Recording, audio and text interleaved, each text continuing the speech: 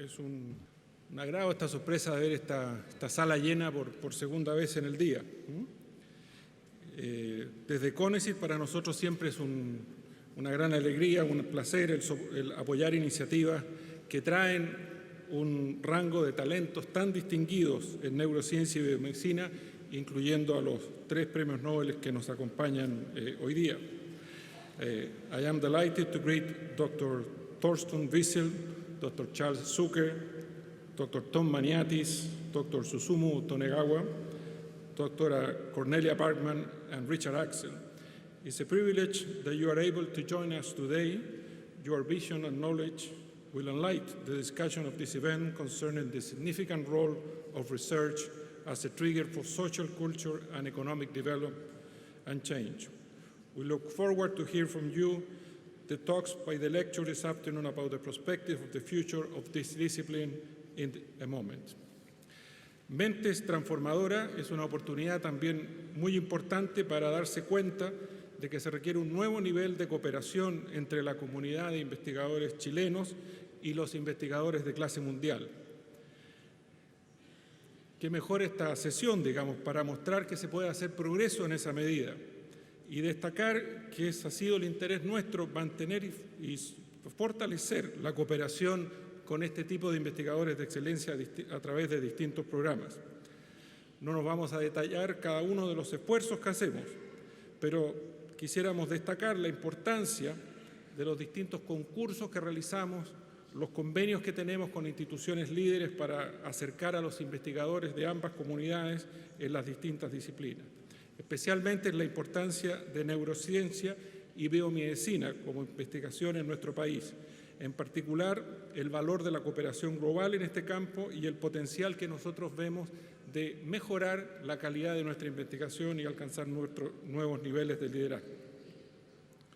Durante las conversaciones que tendremos hoy día, los hechos, las figuras, los charts que se mostrarán nos van a permitir darnos cuenta de cómo se puede progresar, qué tanto se ha progresado en estos campos. Estas líneas de investigación demostrarán ser de la mayor importancia para nuestro país, porque toman en consideración las enfermedades más comunes que afectan a los chilenos.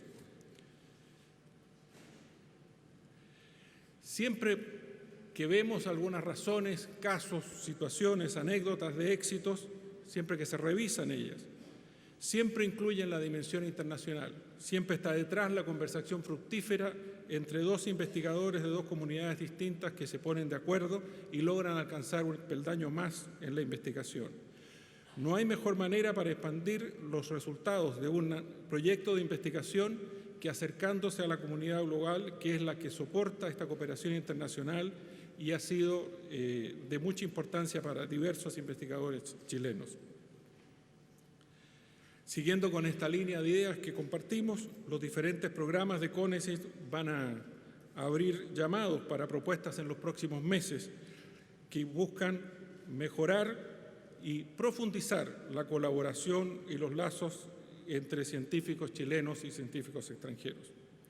A través de este conjunto de acciones decisivas podemos desarrollar nuevas vías para tener asociaciones creativas y sostenibles entre investigadores a través de las distintas fronteras. A través de estos esfuerzos y junto con los contactos individuales que constantemente se realizan en conferencias internacionales, marcar un nuevo periodo de enlaces más profundos y de conocimiento más rico en estas asociaciones científicas y tecnológicas. Todos estos esfuerzos son muy excitantes, por supuesto, y yo sinceramente espero que los investigadores aquí presentes y los investigadores extranjeros sean capaces de tomar toda la ventaja de esta gran oportunidad que significa el beneficio de trabajar en forma global en un mundo en el cual esto cada vez es más necesario. So, to conclude, I wish you all success in your talks, discussion and exchange. Let us hope this is just the first of many fruitful actions in the near future. Sea una acción exitosa y fructífera aquí y en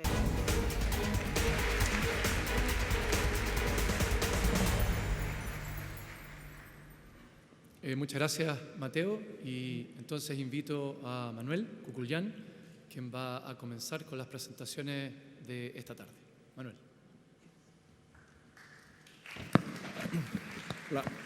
Hola, buenas tardes. Mi nombre es Manuel Cucullán y soy investigador del Instituto de Neurociencias Biomédicas. Mi laboratorio se dedica a tratar de entender cómo se genera la diversidad de neuronas en la corteza cerebral. Me corresponde presentar a Benjamín Pizarro. Benjamín Pizarro egresó en el año 2012 del Instituto Alonso de Ercilla, donde destacó por su rendimiento académico y por sus logros en física y también en teatro. Consecuentemente, entró a estudiar medicina a nuestra Universidad de Chile, siendo uno de los 3 primeros seleccionados en un proceso altamente competitivo y siendo puntaje nacional en matemáticas. En sus ratos libres, además, Benjamín se dedica a la magia y el ilusionismo.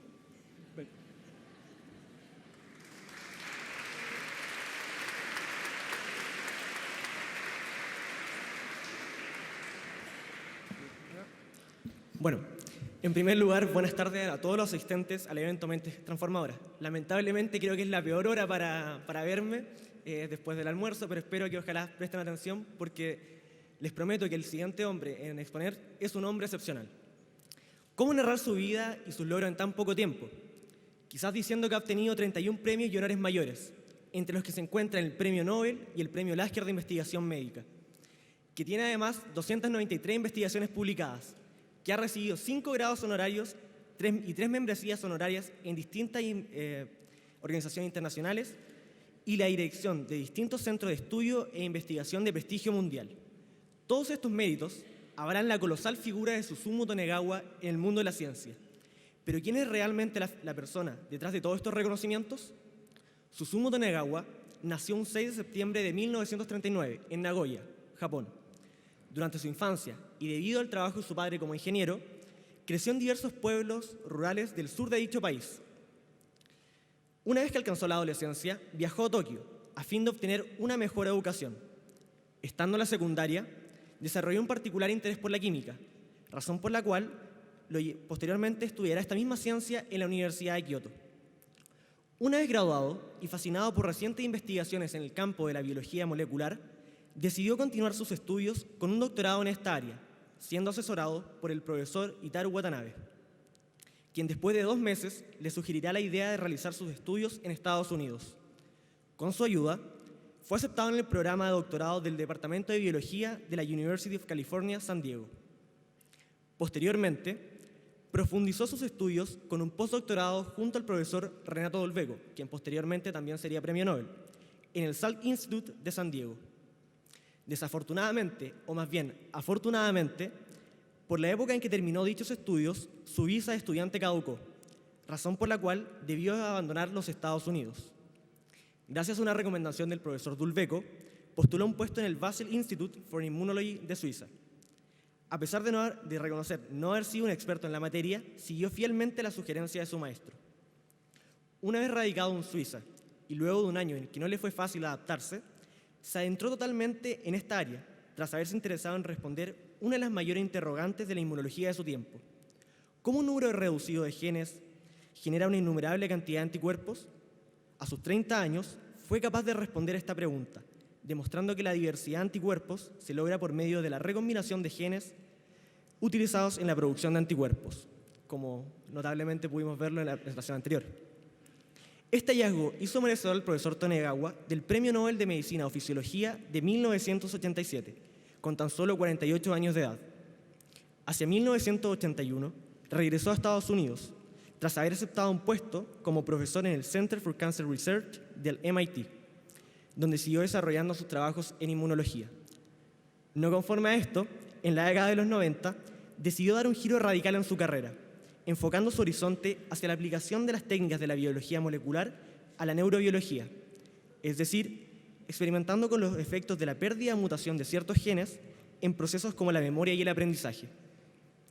Uno de sus últimos trabajos demuestra que la activación de un circuito preciso, que fue activado durante la formación de una memoria de amenaza o miedo, al ser reactivado de manera artificial, es capaz de inducir en el animal vivo un comportamiento equivalente al miedo. El doctor Tonegawa Es actualmente profesor Picower de Biología y Neurociencias del MIT y director del Centro Riken MIT para Genética de Circuitos Neurales. Es miembro de la Academia Nacional de las Ciencias y de la Academia Americana de las Artes y las Ciencias, investigador del Howard Hughes Medical Institute y sin duda una eminencia de la neurociencia. En lo personal, siento que el Dr. Tonegawa nos da una lección de cómo la ciencia básica sigue y será siendo un aporte fundamental en todas las esferas del conocimiento. Y es que en resumidas cuentas, nuestro siguiente expositor es un químico que, formándose como biólogo molecular, logró resolver el mayor enigma de la inmunología para luego reinventarse totalmente en la neurociencia. Su constancia, creatividad y genialidad son un ejemplo para todos aquellos que encontramos en la ciencia un mundo nuevo por descubrir. Sin más preámbulos, es un honor para mí dejar con ustedes al Dr. Susumu Tonegawa.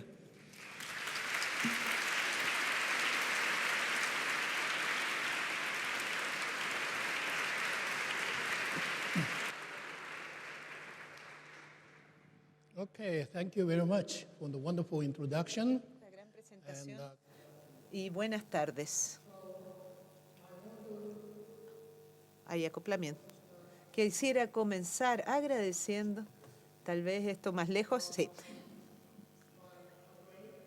Quisiera agradecer a Andrés, Charles y otros quienes han organizado esta sorprendente conferencia. Vine a Chile con mi esposa y realmente hemos estado disfrutando nuestra estadía en este país. Yo no estoy seguro qué tipo de auditorio iba a tener, así que puse un título muy general, como lo ven aquí, en cuanto a neurociencia de la memoria. Yo estoy interesado en la memoria, pero hablando más globalmente, lo que realmente me interesa y la pregunta fundamental de nuestra relación entre la mente y el cerebro. Y como algunos de ustedes saben, algunos filósofos han debatido sobre este tema. Un filósofo francés, Descartes, y él pensaba que uno no puede comprender la mente humana simplemente haciendo una aplicación científica a esta, o con una metodología científica, mejor dicho. Entonces, su idea es lo que se denomina el dualismo de la mente, cerebro, mente y cuerpo son dos entidades completamente distintas. También filósofos como él pueden tener acceso a la mente, pero desde entonces muchos científicos, o incluso antes de eso, se ha argumentado que esto tal vez no sea completamente cierto. Entonces hay otra pregunta. Sin embargo, este hombre, Francis Crick, muchos de ustedes saben de quién estoy hablando. Esta es la persona que descubrió en conjunto con James Watson la estructura del ADN de doble hélice. Posteriormente en su carrera, entre otras cosas, publicó este libro. El título de este libro, como ven aquí, una hipótesis sorprendente. Se denominó hipótesis porque él intentó en este libro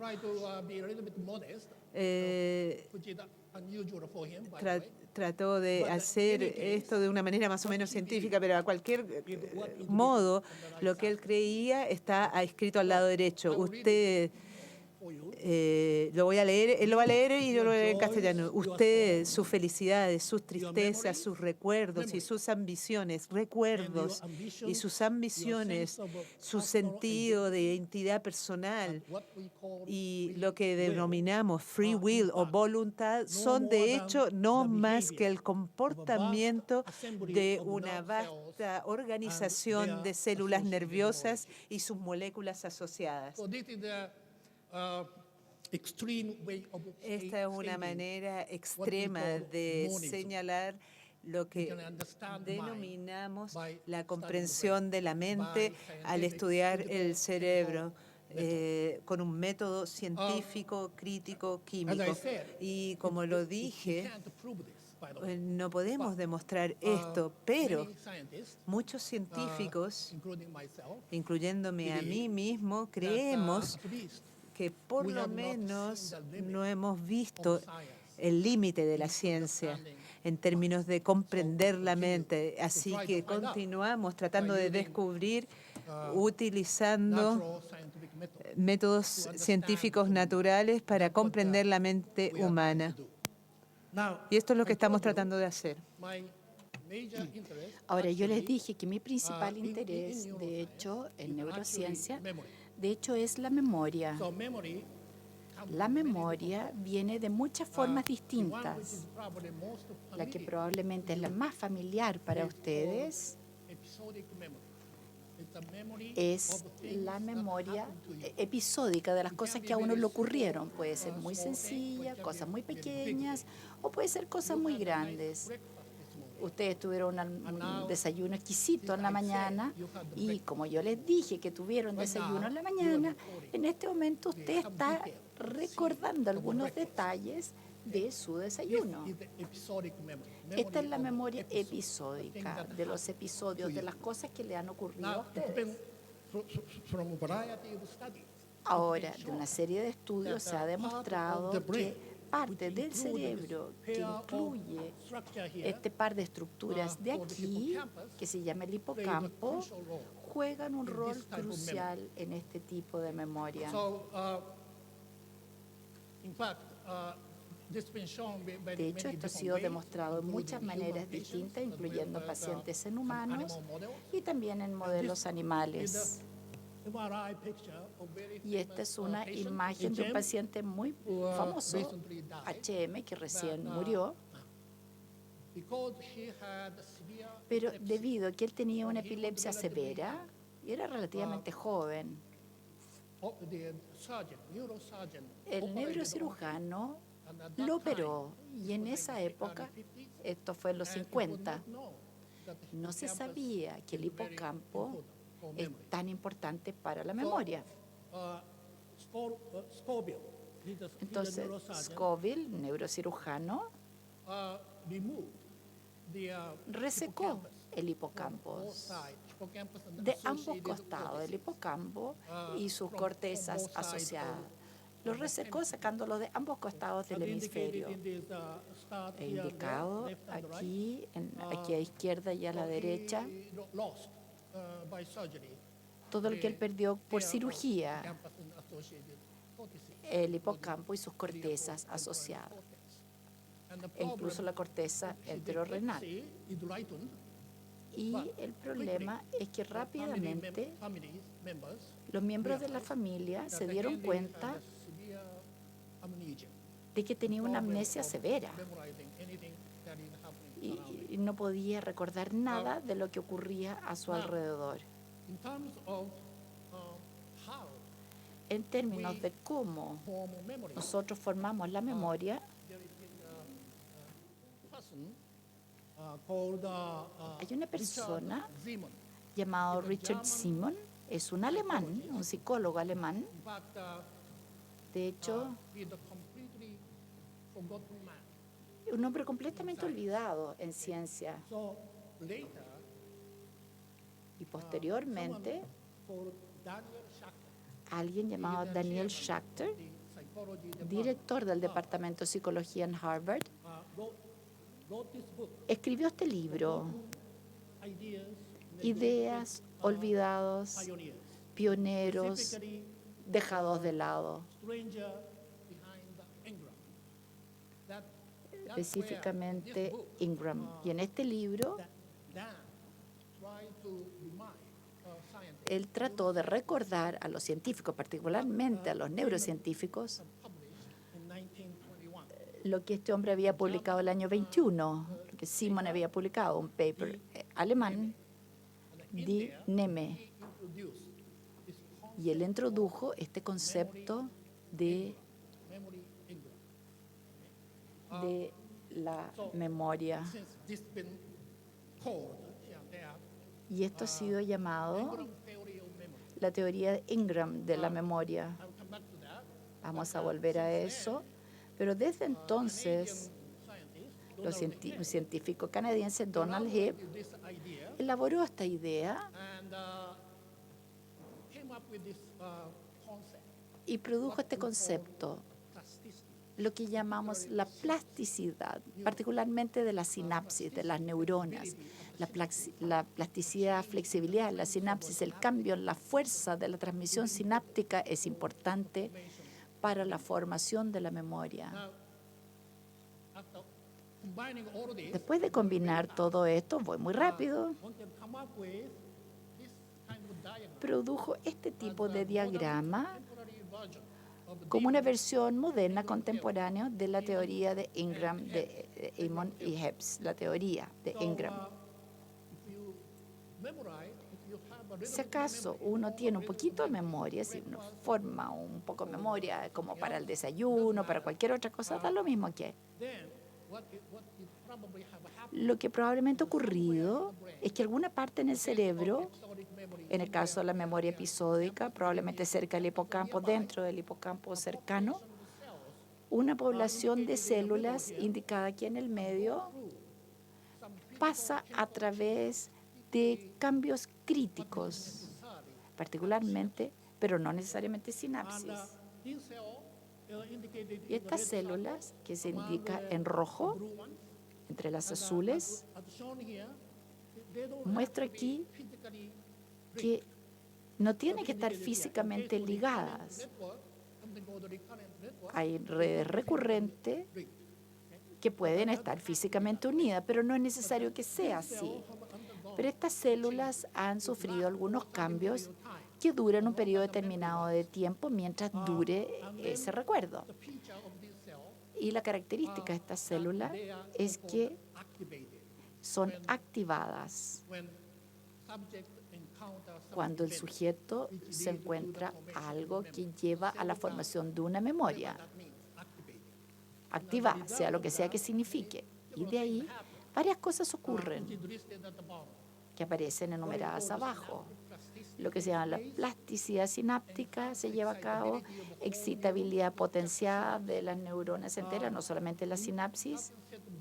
En ciertos genes se activan para su expresión.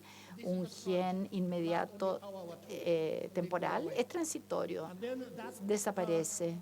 IEG Y después esa activación IEG lleva a activación de otros genes que puede durar más tiempo, activación génica, y después en esta población misma hay plasticidad y la estructura postsynaptic part de la parte postsináptica de la célula se altera.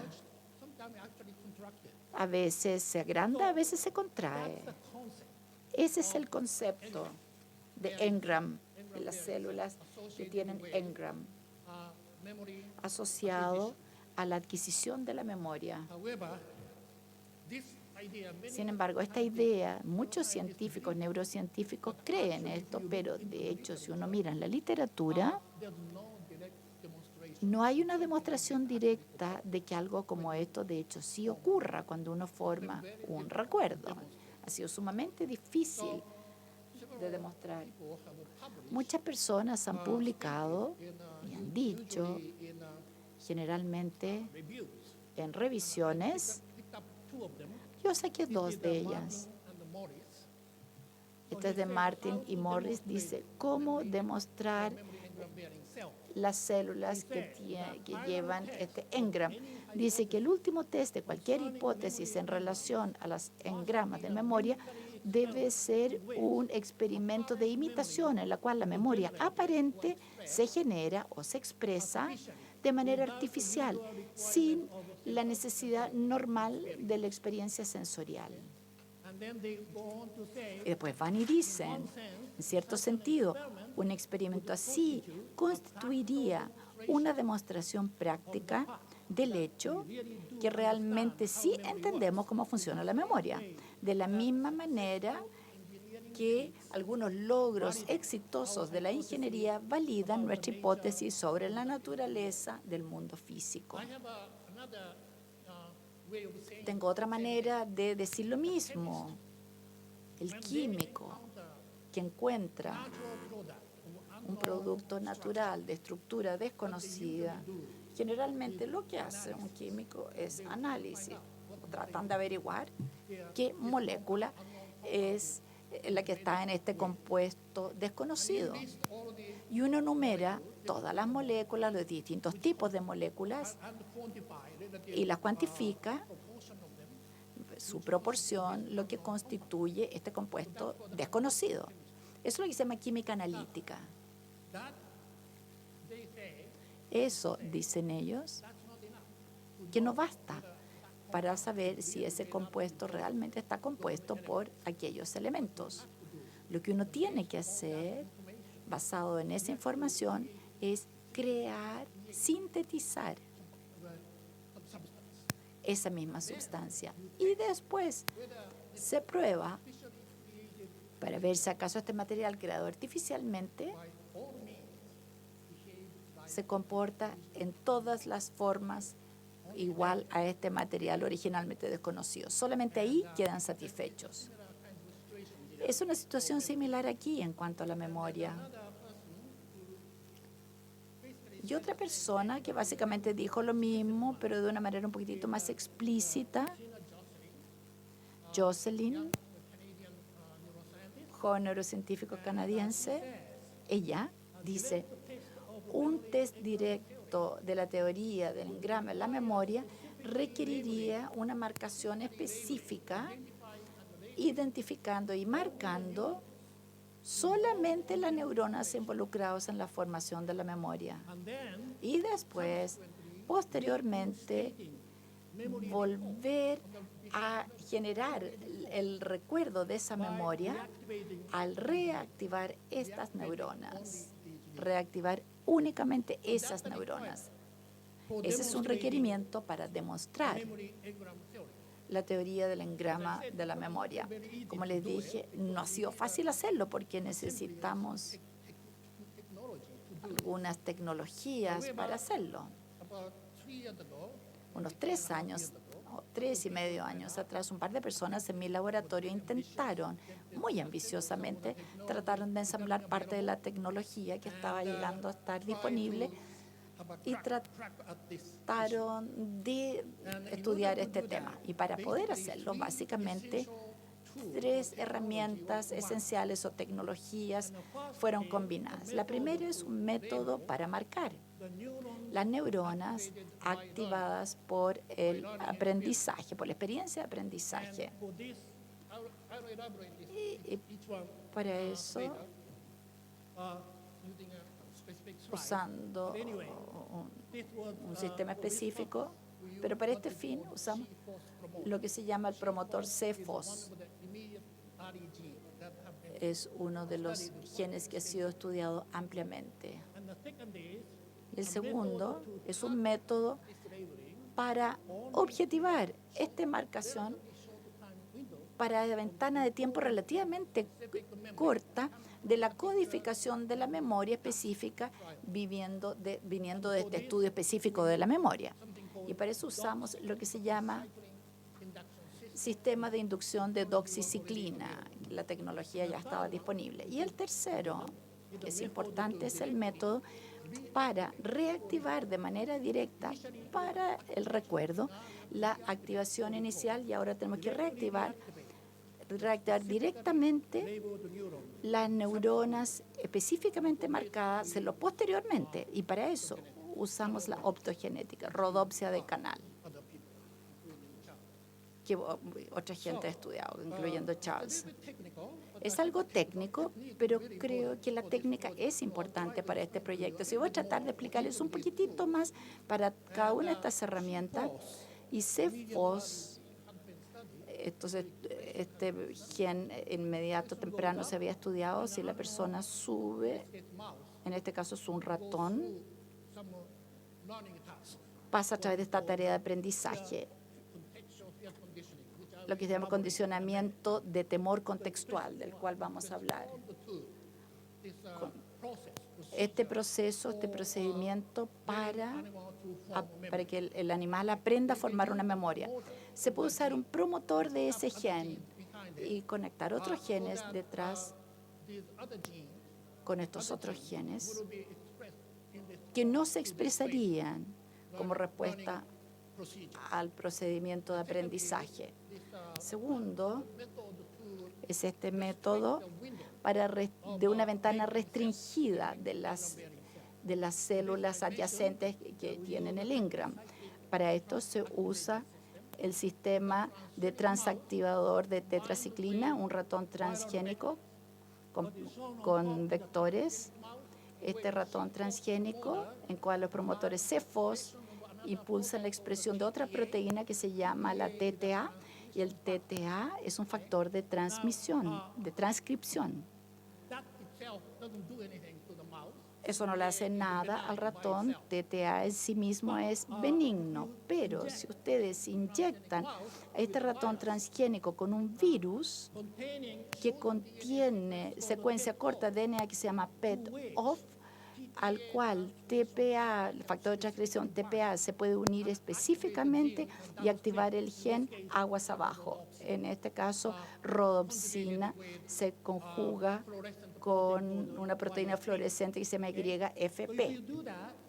Y cuando uno hace eso, uno los inyecta y luego uno obtiene la expresión de el canal de rodopsina en esa área en la cual en el área del cerebro donde uno tenía el objetivo de la infección por el virus.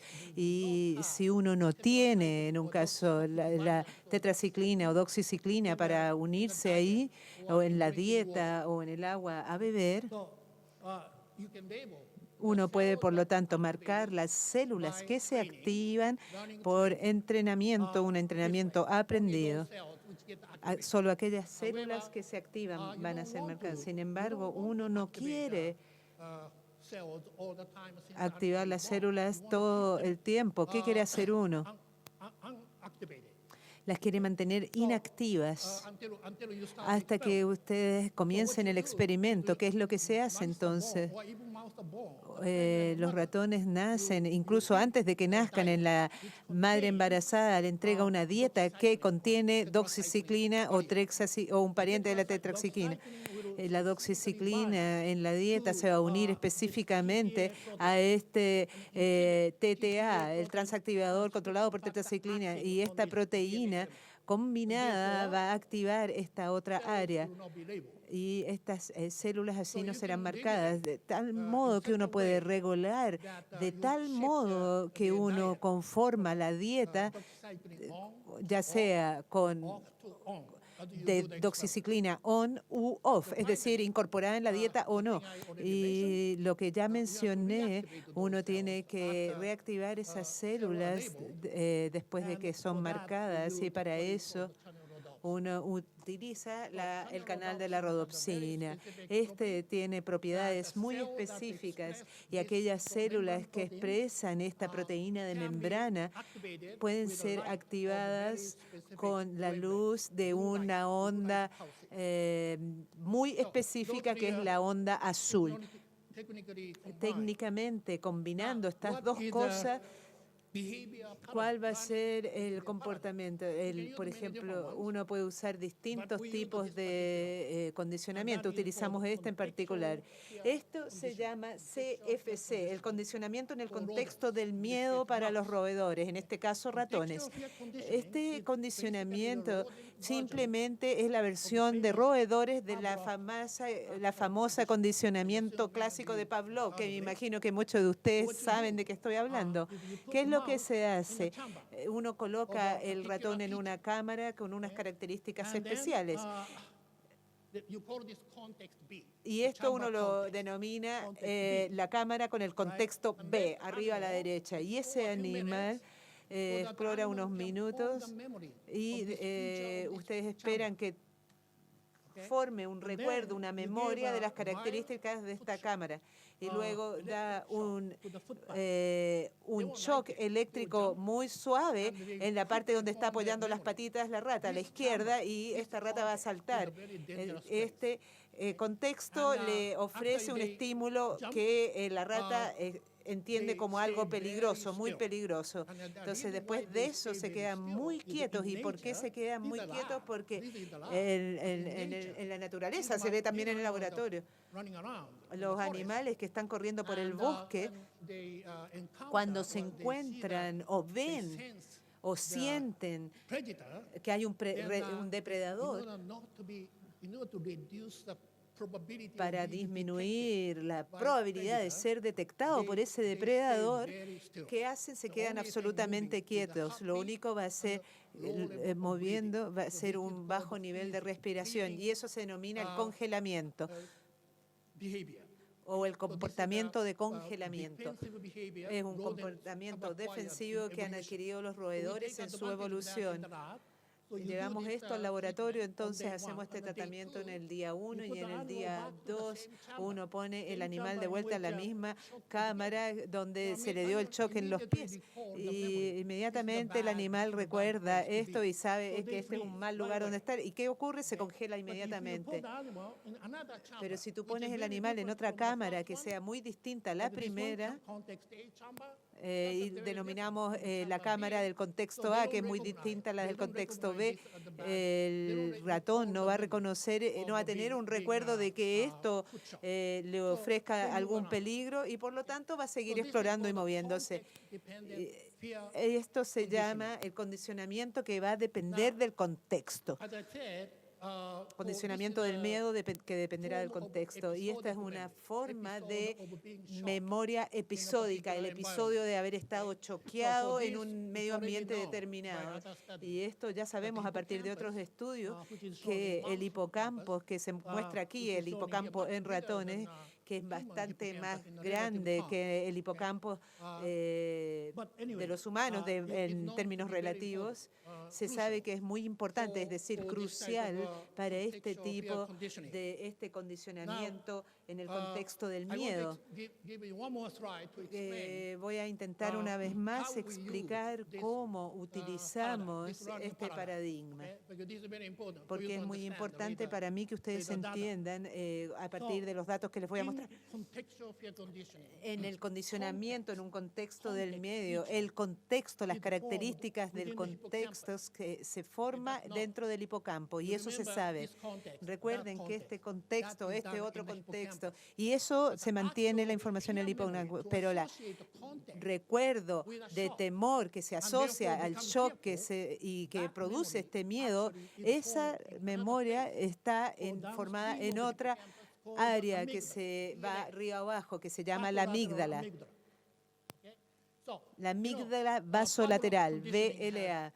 Es decir, hay un condicionamiento del estímulo y un descondicionamiento del estímulo. El condicionamiento del estímulo ocurre aquí en un contexto, el estímulo en contexto, y el no condicionado es el choque en el pie. Entonces, demostrado que estos tienen que converger en algún sitio con una ventana temporal menor a 10 milisegundos. ¿Y eso dónde ocurre? Eso ocurre en la amígdala, río abajo o inferior al hipocampo.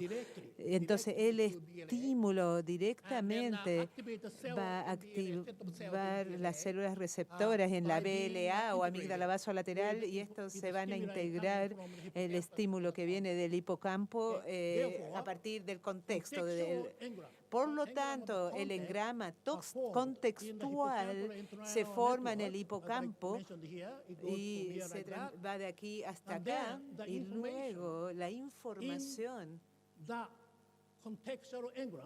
de este engrama contextual va hacia la amígdala vasolateral en forma coincidente con la información del shock que llega directamente a la amígdala sin ninguna estación anterior, se confluyen y ahí se genera ese tipo de engrama de memoria de temor. En forma subsecuente, si usted coloca al animal solo en una cámara sin dar ningún shock, esto engrama puede causar por sí solo que el animal se congele. En otro intento para identificar las células que llevan o transportan estos engramas, cambiamos la estrategia experimental mostrada en este diagrama. Comenzamos aquí con... Déjenme ver. Aquí tenemos un animal transgénico, ya les dije que tenemos este promotor CFOS que impulsa la expresión del factor de transactivación controlado por la tetraciclina. Y aquí inyectamos un virus que transporta el canal de rodopsina y con esa proteína fluorescente que tiene esa propiedad. YFP, y se inyecta una parte del hipocampo para meningitis. Y ustedes me pueden preguntar por qué eligió esto. Después voy a responder si me preguntan esa pregunta específica, pero de todas maneras, al giro dentado. Y la fibra óptica, después analizamos que está indicada por esto, y en la parte de la punta de la fibra va a iluminar las células del giro dentado, porque ese es nuestro objetivo, esa área, esa zona. Este es un diagrama, por lo tanto, el procedimiento experimental. Comenzamos con el animal con doxiciclina en la dieta. Uno no quiere marcar ninguna célula a esta altura. Y después que el ratón ha crecido, usted comienza el experimento. Por lo tanto, lo hace crecer en el contexto A, donde hay doxiciclina presente, el animal está contexto, y un día uno cambia al animal a otra cámara en el contexto B, que es una nueva cámara para ellos.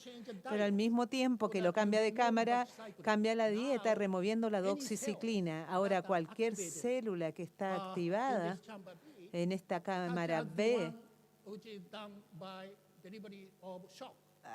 por ejemplo, las que son activadas por el shock, estas van a ser marcadas con el canal de rodopsina. Y después que se hace esto, usted pone de vuelta al animal en el contexto A, que tiene su dieta que contiene doxiciclina, y deja de marcar esas células. Y uno también lo pone en un contexto A, que es distinto en el contexto B, en el cual se dio un shock. Recuerden que en el otro diagrama les mostré que si el animal está choqueado en el contexto B, un día y al día siguiente usted lo pone en un contexto distinto, el animal no se congela, no está en el contexto asociado al miedo, es un contexto diferente. Entonces la gran pregunta es, antes de eso, la gran pregunta es, las flechas indican de hecho iluminación de las células del giro dentado con los pulsos azules. Podemos reemplazar el contexto natural B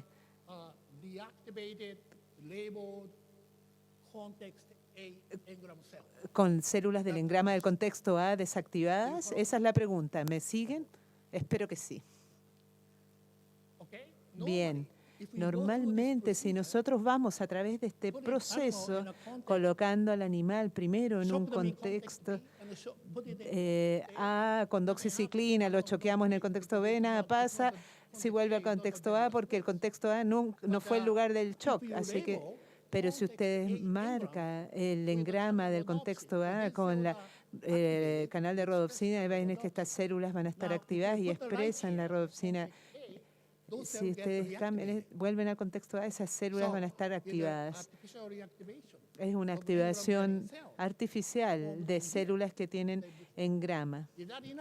¿Y es esto suficiente para que el animal recuerde If you can, esa this is the memoria. quite amazing thing, because Y if esto you es can, lo principal, porque si ustedes piensan lo que les estoy diciendo, lo que estamos haciendo, estamos manipulando una población de células en el hipocampo. I mean, it's a particular set of cells which Un were subgrupo de activated células en particular, pero nosotros tenemos este entrenamiento y al desactivarla, el animal va por un proceso de sistemas motores centrales de tal modo que showing freezing behavior. puede mostrar el comportamiento de congelarse. That's the design of the experiment.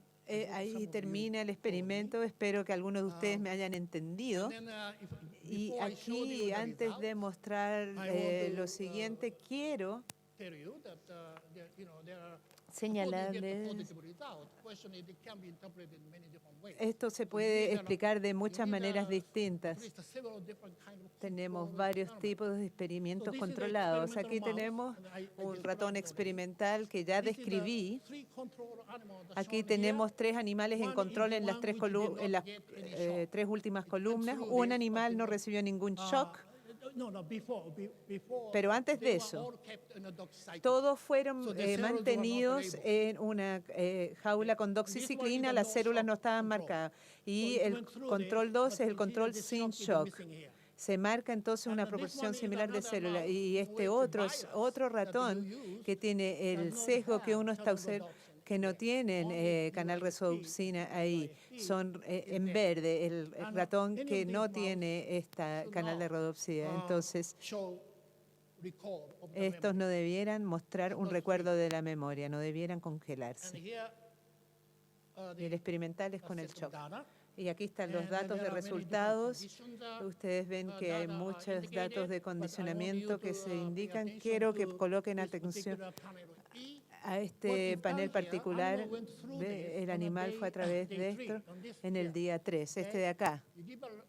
You put the animal in context Ustedes A colocan chamber, la cámara con el contexto A sin and luz you look at the freezing level. The y, freezing level, y light is ven el off, congelamiento freezing level is very low. y ven que la memoria de congelamiento es muy Now you baja. turn on the light, Luego van hacia la change the derecha, dial, cambian, and the giran, light is ¿cierto? delivered, and they freeze. Y el ratón se And, congela. You put back, Luego offline, lo vuelven a and then, la cámara A basically, they stop freezing. y básicamente ¿qué ocurre? El ratón deja de congelarse y luego ustedes vuelven al estado original.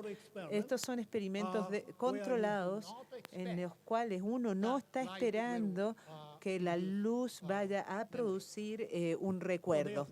Por lo tanto, no importa si la luz está encendida o no, el ratón no se congela. I have one video Entonces, tengo un where I video show you how animal donde yo les actually muestro cómo se comporta behave. de hecho el This video animal. comes in two parts. Este video viene en dos partes, la primera y la segunda parte. La primera es el control, en que el animal se mantiene en doxiciclina.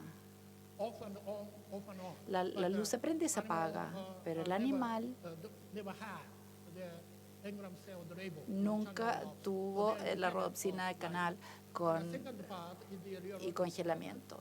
when the light is Y off, cuando la luz se apaga, el animal se mueve, no se congela. turn on the light, then Aquí se gira a la derecha y aquí para el animal, se deja de mover, they get frozen. se congela. Okay, cool. So here's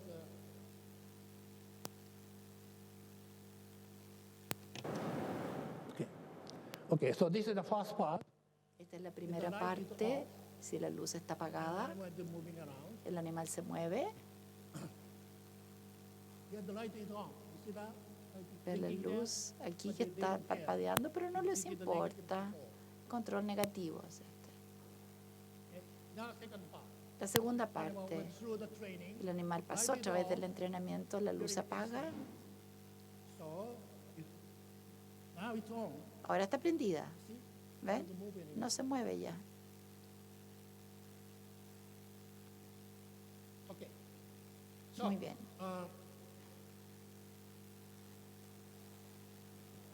So this is the conclusion. Esta es la conclusión, entonces, de esta parte. Kind of abbreviate a lot of things, but, He abreviado hartas cosas, pero igual, este es el mensaje. immediately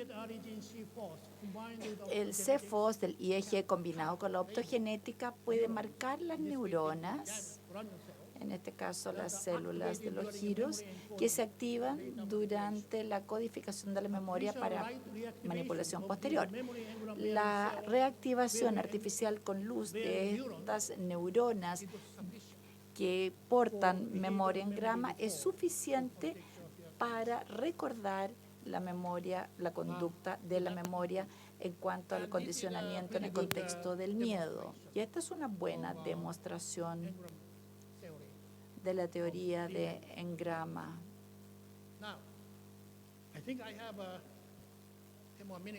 Creo que me quieren unos 10 minutos, así que quisiera llegar al segundo tema relacionado a esto.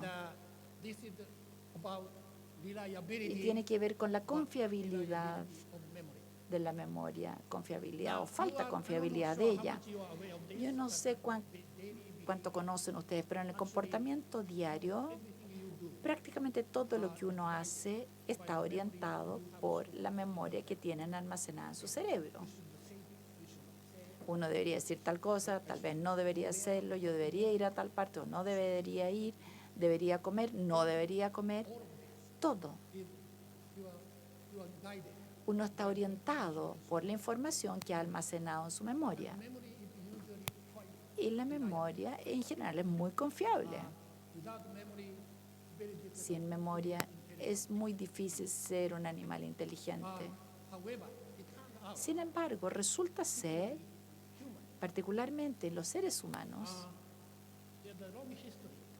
que hay una larga historia de estudio de lo que se llama la falsa memoria, una memoria totalmente falsa. La memoria falsa, en un caso extremo es así. Usted dice que alguien me atacó, que alguien lo atacó. Pero esto no podría haber pasado, no hay ninguna posibilidad, porque esa persona tenía una coartada perfecta. Pero la persona está convencida. No es que no tenga duda, sino que está convencida de que esa persona lo atacó. Y esto pasa. Y este es un problema real en el entorno legal. La memoria puede ser sumamente poco confiable y esto ha sido demostrado solamente en los humanos hasta ahora. No hay buenos modelos animales buenos para lo que se llama memoria falsa. Entonces, la memoria falsa, la hipótesis que pusimos a prueba con un ratón, es si la memoria falsa puede ser creada por una asociación de experiencias recordadas, experiencias vividas antes. Recordar esa experiencia en la mente con eventos externos concurrentes, distintos.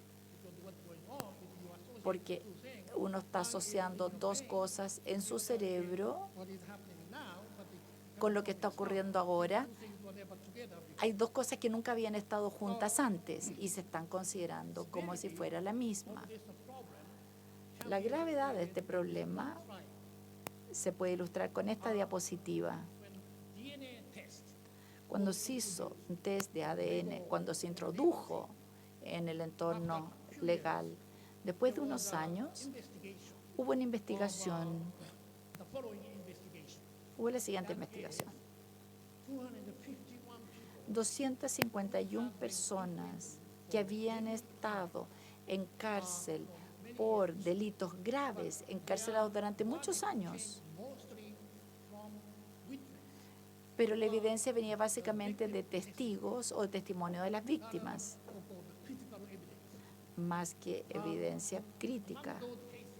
Entre esos casos,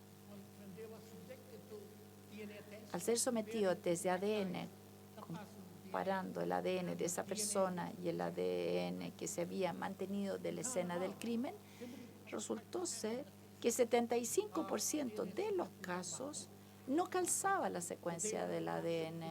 O sea, de hecho, eran personas inocentes. Así que ese es el grado del problema que se asocia a la falta de confiabilidad de la memoria humana. Como les dije, sin embargo, la falsa memoria en los humanos ha sido estudiada solo mirando a las personas. Personas que parecen tener memoria falsa, los pone en una resonancia funcional y ve qué pasa, qué parte del cerebro se eleva, se enciende, pero es el hipocampo. Pero es hasta ahí nomás que uno puede llegar, pero no hay modelos animales. Entonces queríamos ver, aprovechándonos de esta capacidad de identificar las células portadoras de engrama para memoria episódica, memoria de eventos, queríamos ver si podíamos crear una falsa memoria en el ratón. So here is to explore the mechanism of Para explorar el mecanismo, la falsa memoria a nivel del engrama de memoria, utilizando el paradigma del condicionamiento del temor en el contexto de temor, condicionamiento contexto de temor. Lo repito, el primer día se expone el animal al contexto A.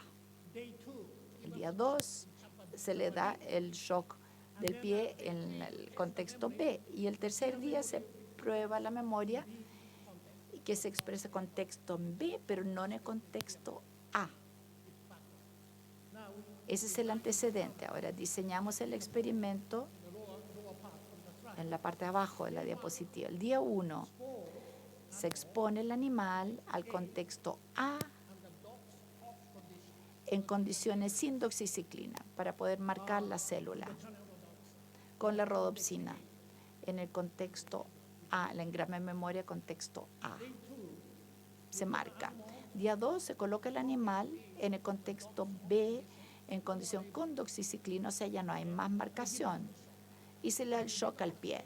Pero al mismo tiempo se activa el contexto A con las células que portan engrama. Al dar esta luz azul, se da al mismo tiempo que el shock. Entonces se puede imaginar posiblemente que hay dos aquí, la natural, la cámara B, y el cis-CS, y en la cámara B y en la cámara A artificialmente activada. La pregunta aquí, si la memoria de temor del contexto A se puede formar en estas condiciones, a pesar del hecho que no hubo una exposición simultánea al contexto A y el shock en el pie. El shock del pie se hizo en B, no en A. Así que esa es la pregunta. Obviamente el hecho que yo esté hablando sobre esto sugiere que podemos formar esta memoria falsa. Es complicado, los datos son complicados, pero ténganme paciencia. Lo que se muestra aquí abajo es el programa. Cada alfabeto, cada letra indica un día en particular. Y el verde claro indica que la dieta tiene doxiciclina. No hay marcación ahí. Aquí solamente en el contexto A, el engrama, el contexto A, se marcan las células específicas con engrama. Y el shock se da en B. Y la luz se entrega. Y el test se hace en A. C está ahí como control negativo. Aquí podemos ver que hay 3 tipos de ratones tratados en paralelo. El primero es uno real, azul, y este es la marcación de congelado en contexto A. Esa es memoria falsa porque el animal jamás recibió shock en A. Sin embargo, ustedes ven el importante nivel de congelamiento. Y esto es específico contexto A debido a ese nivel de congelamiento en el nivel C. Eso es. Uno puede preguntar, ¿qué hay de la memoria genuina? ¿Podemos formar una memoria para contexto B? Porque ahí recibió el shock. La respuesta es sí. Si pone el animal, hacen más ensayos en B, después de ensayarlo en A, ahí sí se tiene el congelamiento. No entrar en el detalle, pero igual ambas forman una memoria genuina que coexiste en este paradigma. Hay evidencia, en la cual no voy a entrar, que estas dos memorias compiten entre sí. Una se vuelve más fuerte que la otra, y así, y viceversa. Y lo importante que les quiero mostrar es esto aquí. Si ustedes miran arriba, dice memoria falsa es una memoria real. Esta declaración aparentemente contradictoria tiene un significado, y el punto es que el animal pasa a través de estos test en A y en B, se coloca el animal en una cámara completamente distinta, contexto B, que es muy distinto de A, B o C. La pregunta es, si ponemos un B, no se congela. El con D, en D, porque jamás se asoció el shock.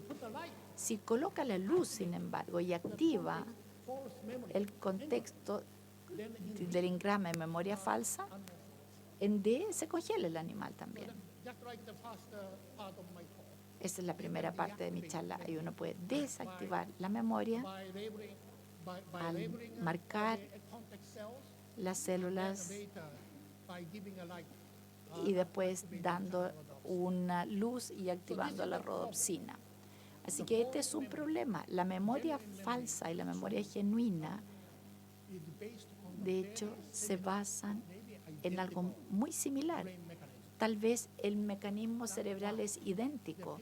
Y es por eso que las personas que tienen esta memoria loca de cosas que jamás les pasaron, de hecho, ellos sienten como que sí les pasó.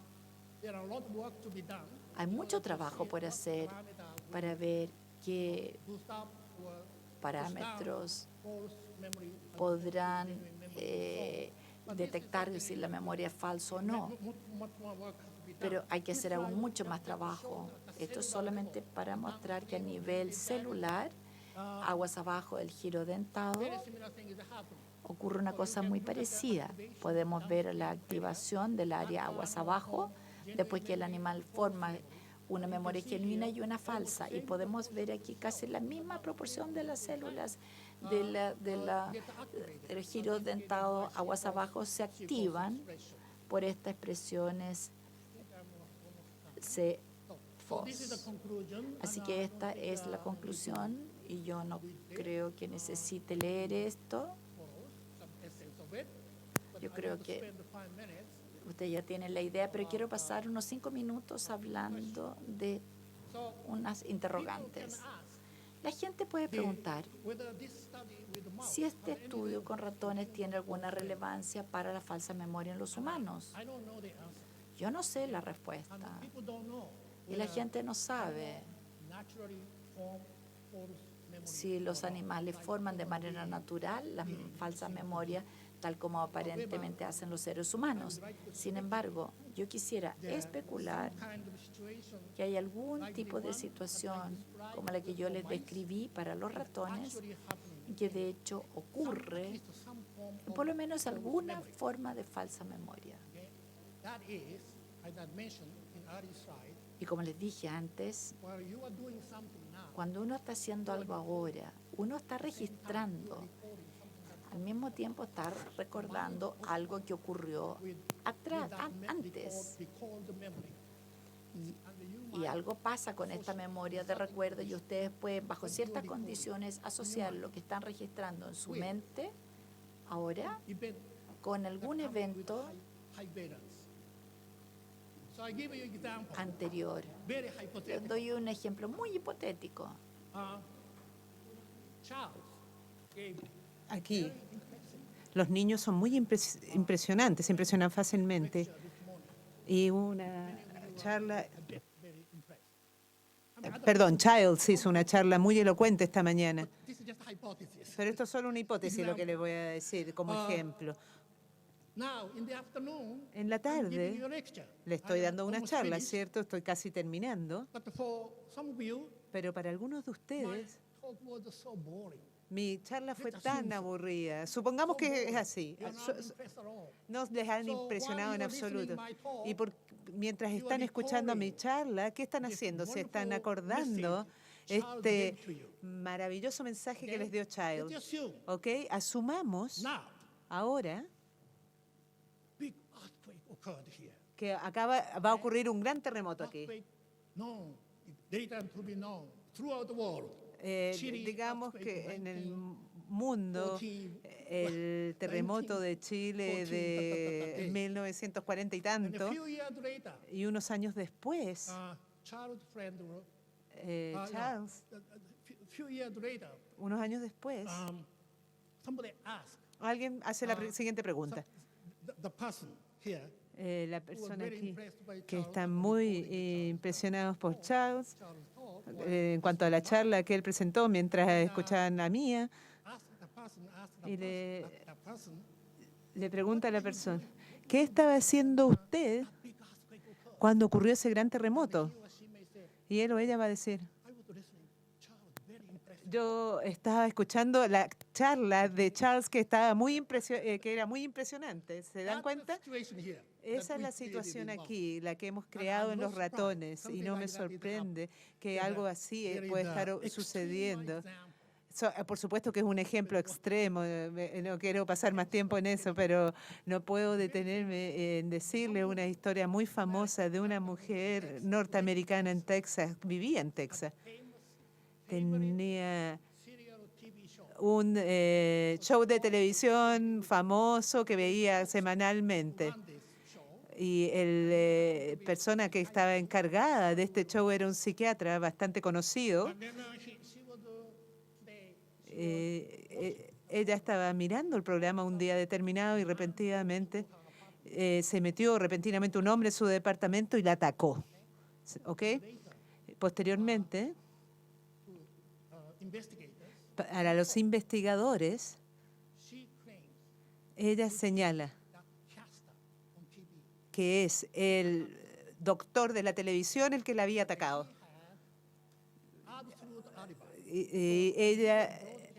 Él tenía una coartada, por supuesto, porque él estaba en un estudio en Manhattan cuando ella señaló esto.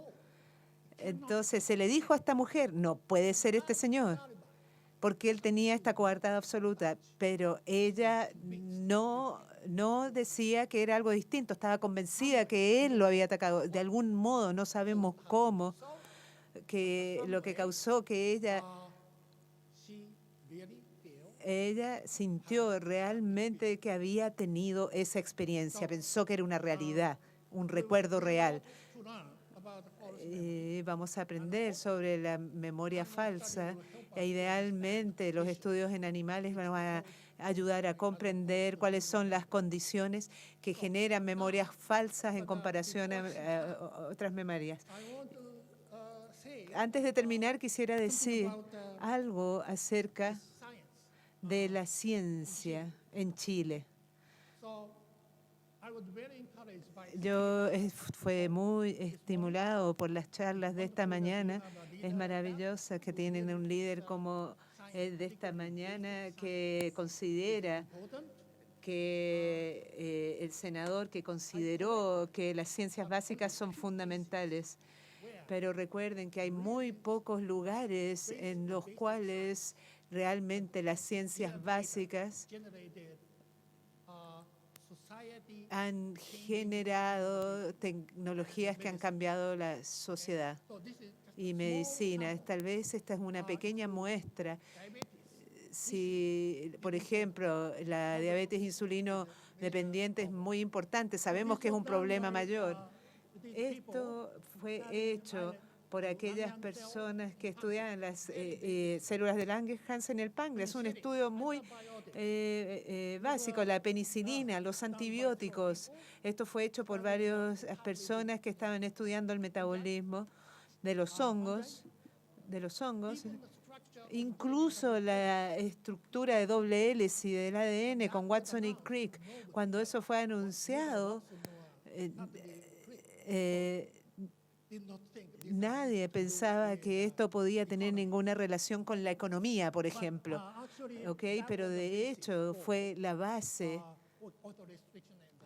para las enzimas de restricción y para la invención de la tecnología de DNA recombinante, que sin la cual no tendríamos las aplicaciones médicas actuales. Es decir, investigación básica, esta es mía, así que me la voy a saltar. La siguiente investigación básica fue el estudio de una droga muy buena. Esto también fue hecho por Brown y Goldstein, quienes estaban estudiando simplemente el metabolismo del colesterol con una investigación muy básica. Y esto dio origen a las estatinas. Y finalmente, lo más reciente es la reprogramación de células maduras para hacerse pluripotenciales. Yo no sé si ustedes han escuchado las charlas de la mañana, pero inicialmente era el estudio muy básico de cambiar el fenotipo o la habilidad de las células a diferenciarse a otros tipos de células o volver de un estado diferenciado a un estado pluripotencial. Y sin esto no ha generado tantas aplicaciones aún, pero con certeza sí lo va a hacer. Simplemente quisiera decir que los líderes de Chile y otros países que ahora tienen los recursos suficientes debieran enfatizar la relevancia de la investigación básica con recursos gubernamentales, porque esto toma tiempo, cuesta dinero, es difícil de realizar en los sectores privados. Y yo también quisiera agregar que combinado con el apoyo de la investigación básica, hay un apoyo para la educación, en particular para la educación superior, educación e investigación. De ese modo, que el gobierno dé fondos para esto, de ahí se debe invertir el dinero. La ciencia es un poder, el poder de una nación. Y con eso me quiero detener.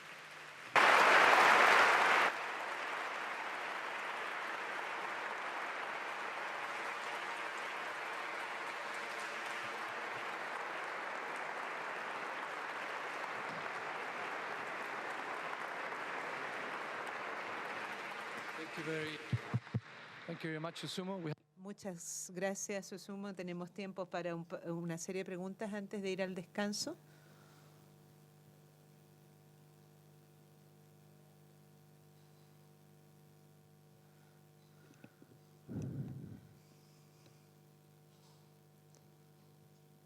¿No hay preguntas, parece?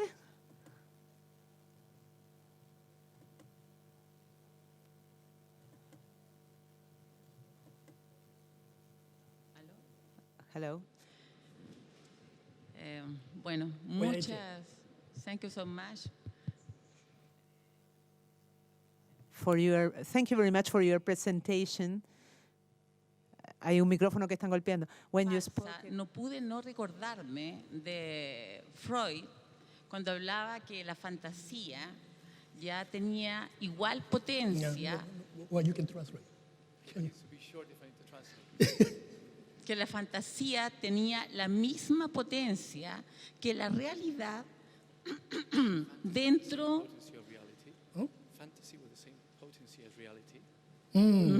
dentro del cerebro. Freud, en 1930. Fantasy has the same power as reality. Is that the question? Where is the question? So, can you mention the question? Like, ¿Atención? Sí.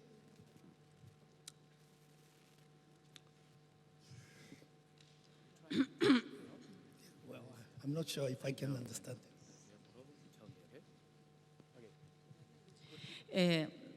Perdón, dos cosas.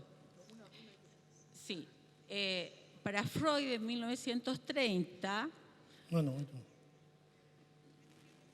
Yeah, I can hear now. Yeah. Sí, para Freud, la fantasía, llamada en ese momento, tenía exactamente el mismo efecto ya en las zonas de asociación que el recuerdo vivido en lo real. Primero. Segundo, doctor, la aplicación de las memorias falsas está muy relacionado ya con la neuroplasticidad desde la vida intrauterina ya a través del vínculo amoroso con metilación, desmetilación, ya de los precursores de receptores de glucocorticoides, o metilación o desmetilación desde los precursores, los transportadores de serotonina.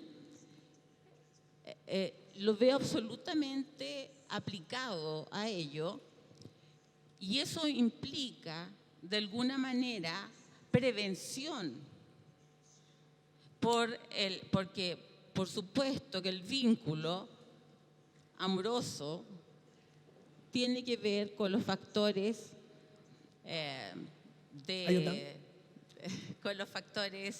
tróficos neurocerebrales. Okay. Entonces creo que se Can I say puede something? hacer el experimento. Still going. Esto sigue sucediendo, quiero decirle eso, que esto sigue sucediendo. Bien, mi respuesta es muy breve.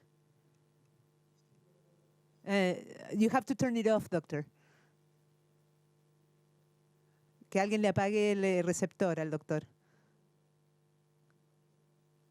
Yes. Bueno, tenemos que responder esa pregunta. Mi respuesta es muy breve. Para la segunda pregunta no sé nada al respecto pero para la primera, con la fantasía tiene un efecto similar, como algo que ocurrió o percibió en forma real. Esta es una pregunta muy interesante para mí.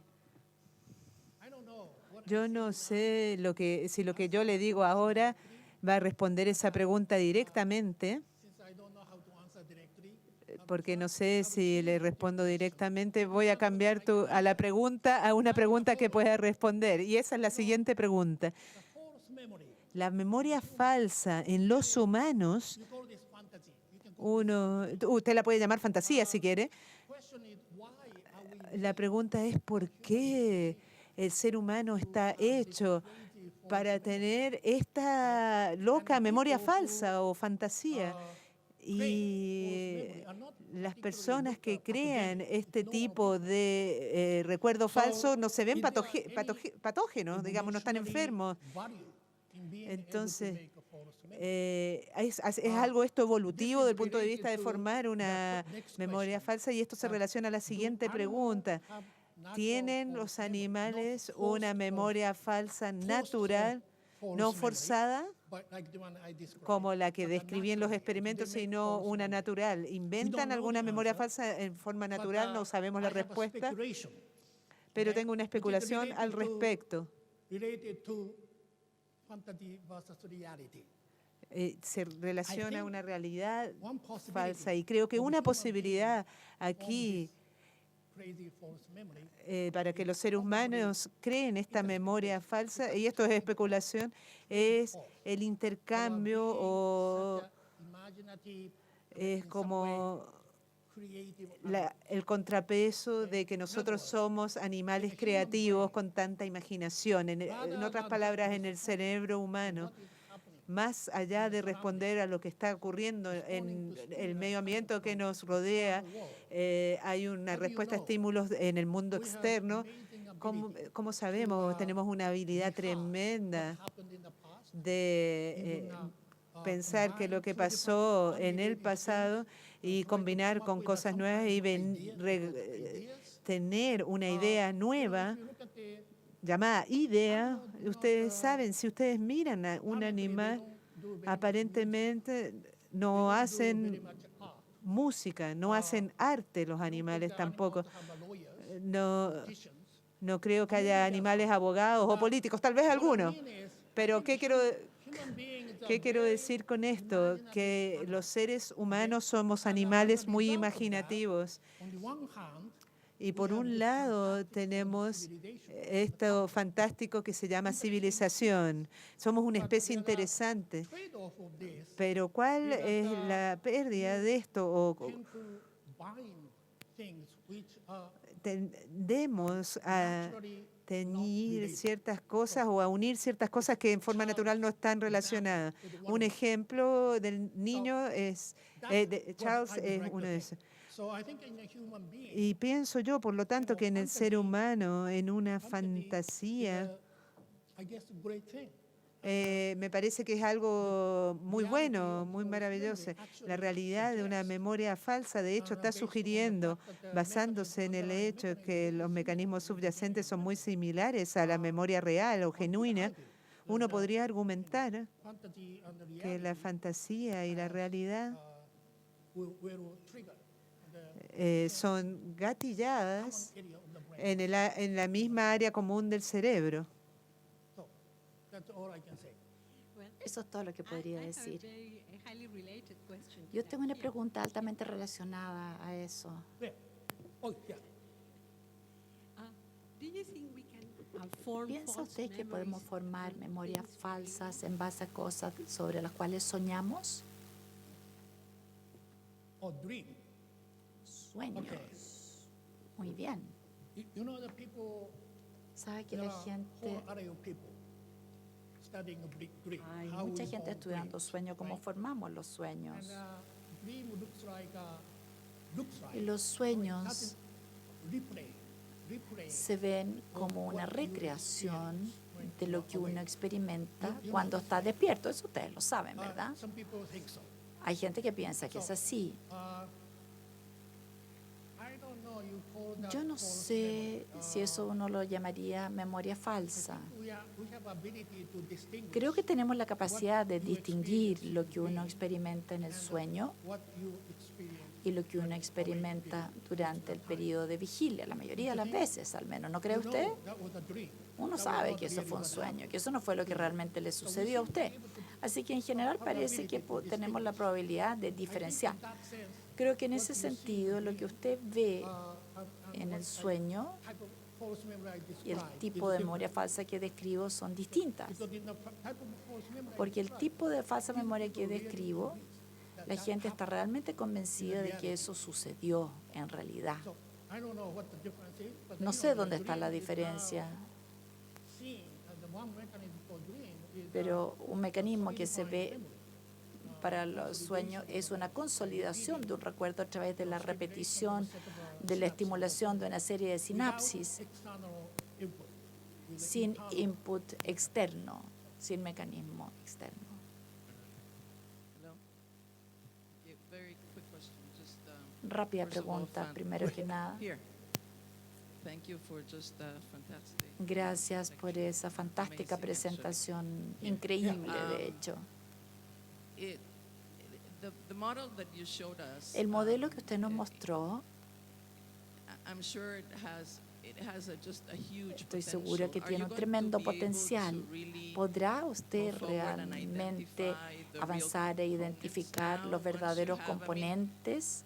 I'm just thinking in Estoy terms of the pensando en mechanism términos del of mecanismo memory de and la how this memoria model can y help cómo you este in modelo le puede identifying ayudar the a parts and identificar pieces. las partes y Well, componentes. first of all, I just want to make sure Solo quiero asegurarme, reporters, journalists are here. porque hay We are periodistas not trying acá, to implant no estamos memory tratando into de human brain. implantar la memoria al That we are not cerebro doing. humano, no estamos We are haciendo algo interested así. in- Nos interesa, We are interested in nos interesa what parameters, what saber qué parámetros, parámetros, qué will condiciones promote promoverían false memory versus genuine memory. la memoria falsa Our versus la system, memoria genuina. both Les memory dije, nuestros coexist. sistemas, ambas memorias So coexisten. depending on how you Entonces, stimulate dependiendo with the de light, cómo for se instance, estimule how strongly, con luz, por what ejemplo, pulses, cuán what fuertemente, frequency, qué frecuencia we can manipulate podemos the manipular. relative extent of false La genuine extensión memory. relativa de las memorias falsas y And, genuinas. Eso es un it would be ejemplo. nice if we can find Sería some bueno si other, pudiéramos encontrar area of the brain otra área which del is involved cerebro in the false que memory esté of involucrado the genuine en memory, la memoria falsa en contra de la memoria genuina. we don't know much about yet, Pero esto es un área de la cual todavía no sabemos mucho, pero queremos hacer trabajo based on mouse. en base en ratón, no en seres humanos. Okay, so thank you very much, Susumu, again for this wonderful talk. Muchas gracias, Susumu, por esta estupenda charla. Y los invito a tomarnos un breve descanso de unos 10-15 minutos para escuchar las últimas dos conferencias del día.